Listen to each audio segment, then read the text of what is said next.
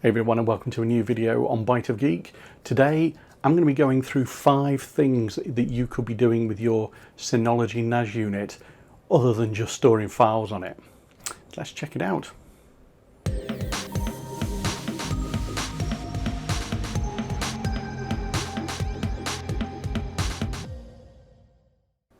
So you've just gone and bought your shiny new Synology NAS unit, got it all set up and running, and probably the first thing you've gone and done is dumped all of your files off your computer onto that NAS.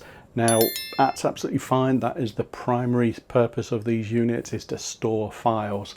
However, people like Synology and QNAP and other companies, other brands, their NAS units have an operating system on them that basically will enable you to do an awful lot more than just store those files on there. So I've got 5 things today that you could be doing with your Synology NAS unit other than just store files.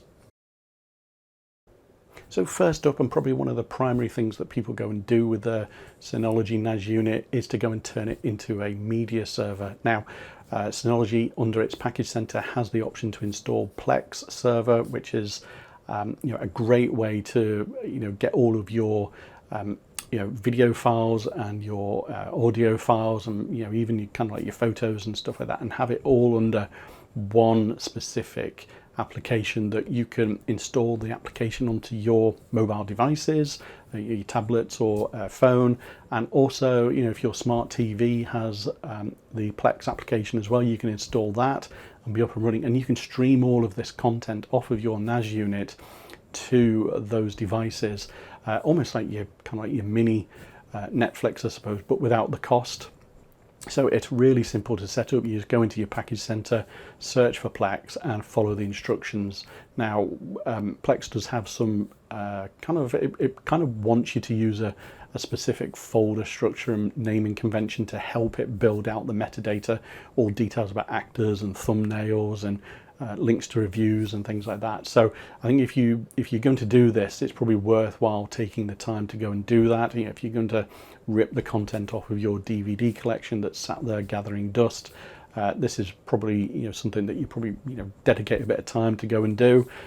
You will need to convert it into a file format that Plex will understand. It won't take the raw content off the DVD and play that, so you probably have to convert it into an MP4. But if you've already got that already set up, if you've already got that MP4 content, then this is a great way to make your digital media available to everybody within your household. So the next item on the list is hosting websites. I'm going to caveat this one a little bit. I'm not recommending you have this as something that you go and have thousands of visitors hit your website. I don't think the Synology NAS units are probably quite up to that. Certainly, some of the consumer grade ones.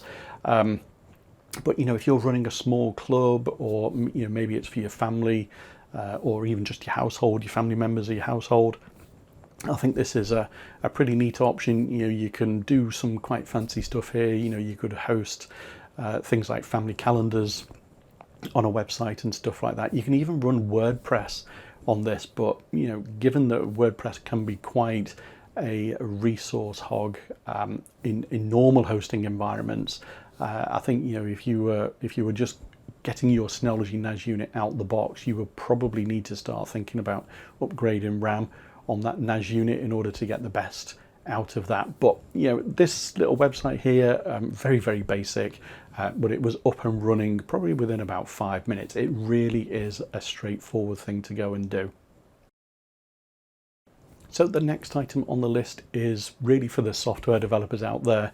The Synology NAS has the ability to run Docker. You can pull down images and get things up and running very, very quickly. If you've got a lot of images running, you're probably going to want to stick some extra RAM in your Synology NAS, but you can have a local Git repository set up. You can just install that package in the software center. But once you've got Docker up and running, you could have Ubuntu installed as a Docker image, and you could have services running in there. The kind of like the world's your oyster here. These are things that you may well go and pay something like Azure or AWS or something like that to go and use some of those services. or even some other kind of third-party hosting company. So you can have this all running on your own local Synology NAS unit, and really, you know, you'll benefit immensely from the performance of the local hosting of this. So, you know, lots of stuff there, probably more than what this video could go into, to be honest. You know, it is quite powerful. The Docker repositories are full of fantastic images that you can get up and running, you know, to try things out. So definitely something to go and have a look at, really, certainly if you're a software developer from that point of view. So the next item on the list is for those people who are a bit of a tinkerer, I guess. You know, they like to play around with things on their PC, but kind of get a bit fed up screwing things up and have to reinstall their operating system and things like that. So this is the ability to have virtual machines up and running on your Synology NAS. Now again, another little bit of a caveat here. Too many of these running on your NAS unit, and you're almost certainly going to need to put some extra RAM in your NAS, because the basic that it comes with out the box is just not going to be enough beyond maybe one or two VMs that you can have running.